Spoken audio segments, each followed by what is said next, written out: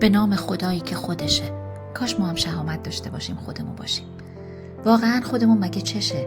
یه اون ما رو از همین ترسوندن. آخه فرهنگ ما فرهنگ دیگران دیگه.